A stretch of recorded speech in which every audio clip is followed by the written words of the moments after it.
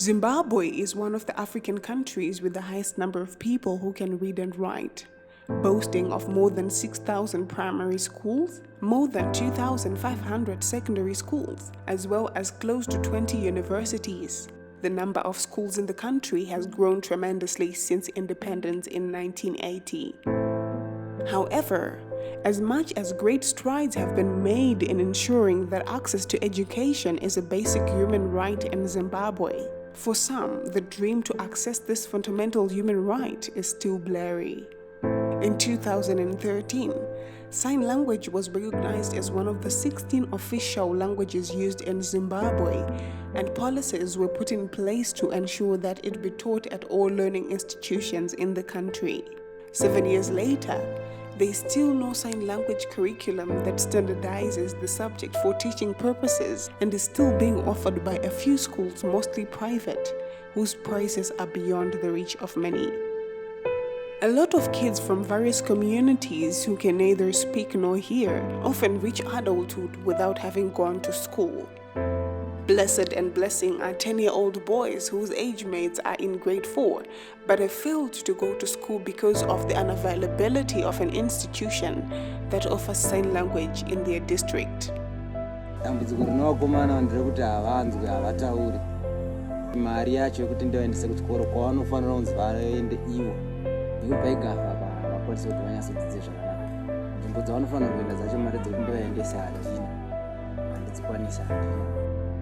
Nometa is a 20-year-old from the same district as Blessed and Blessing. She doesn't know how to read or write and has never been to school.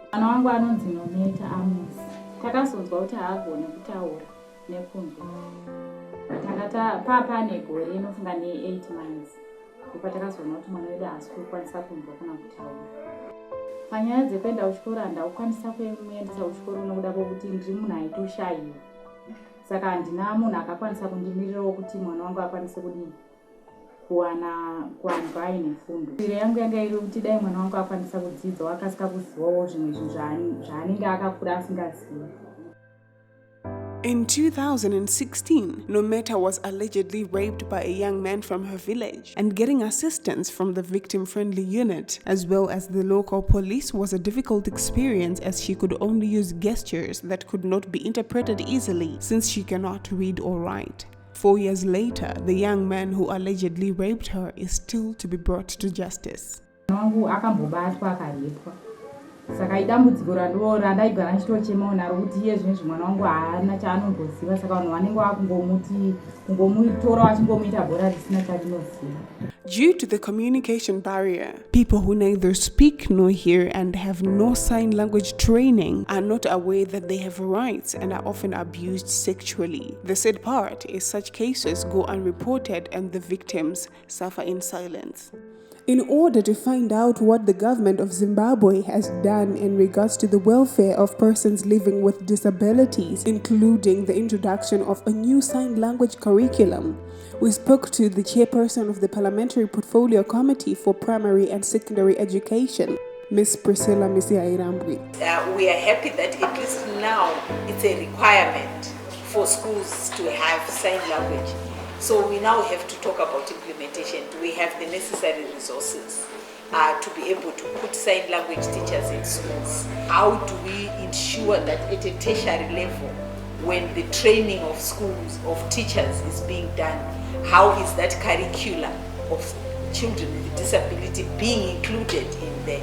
It does not matter whether it is sexual abuse, it does not matter whether it's a pandemic. People with disability have a double jeopardy, so to speak, because they suffer the pandemic, they suffer the abuse, and they also suffer the inability to then deal or to be assisted with whatever affliction would have come onto them. I'm happy that we are beginning to have these conversations to say if somebody who has been violated goes to a police station, who do they speak to? A young lady by the name FeedZW has made it her mandate to educate and raise awareness for the rights of people living with disabilities, mainly deaf people in rural communities.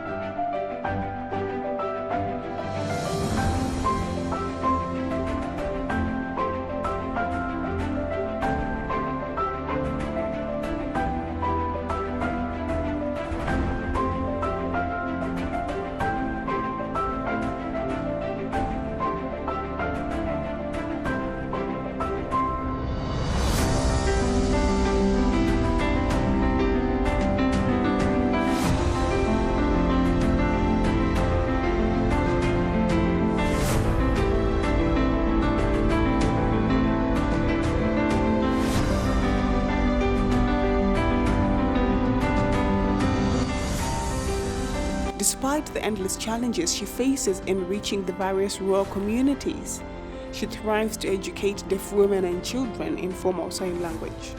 Tinotenda murapi wedu anonzi maistole wari paikafu ndo wakakwanisa kunge wachikondakitana nemadzimai aenda kukliniki ndobva wangobvunzawo kuti kune vana vari defi zvakadai saka pana mai vakatitaurira kuti zvanzi namaistole nhamba dzangu idzi ndifonerei. Patakafonera maistole vakati iyo ndo program iripo pane musikana anonzi Kheda, saka toda kubatanidza vanasikana vari defi.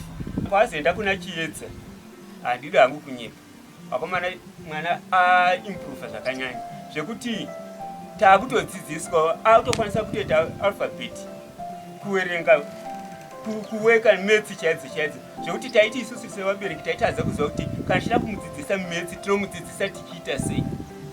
Chinondipa shungu yekuti ndinge ndichida kuti vana vangu vachidzidza chikuru ndechekuti nyika yetiri kugara yaipa kuabhuswa kuri kuitoitwa vana vanonzwa vari able kuita zvinhu zvavo kwakatokwirira. What's more, vana vanenge vakadai so haatokwanisi kunzwisisa kuti kune chinhu chinonzi AIDS kana asina kudzidza kuchikoro. Haakwanisi kunzwisisa kuti kune zvakaipa even vana corona yetiri kuitawo haanenge asingazvisivi. Anotoona vanhu vakasungira zvinhu pamuromo haatonzwisisi. Nyaya yekuti pangidai kutaita wanirwa zvikoro zvekuti vana vesign language vangu vachiiti vaka taikumbirisa kudai hurumende yaitawo serious pamusoro paizvozvo. As much as the process of finding the women and children Kheda teaches formal sign language is difficult with the little resources she has, it is a sign of hope for those who have long craved for education but have failed to access it for all their lives.